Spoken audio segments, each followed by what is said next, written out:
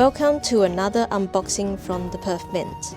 Today we are unveiling two prestigious coins from the launch of our official Australian Lunar Series III 2026 Year of the Horse. Crafted in pristine proof quality, let's take a look at the coveted 1-ounce silver and 1-ounce gold-proof coins. These coins are packaged in beautifully illustrated shippers featuring the horse, the seventh element in the lunar zodiac, and can be displayed alongside other shippers from the previous issue in this series to create a diorama depicting all 12 auspicious elements of the great race. Inside we find the presentation boxes, a classic black display case with a transparent perplex lid for the silver issue, and a striking and symbolic red case for the gold coin, both with a numbered certificate of authenticity. The silver coin portrays a majestic mare alongside her young foal,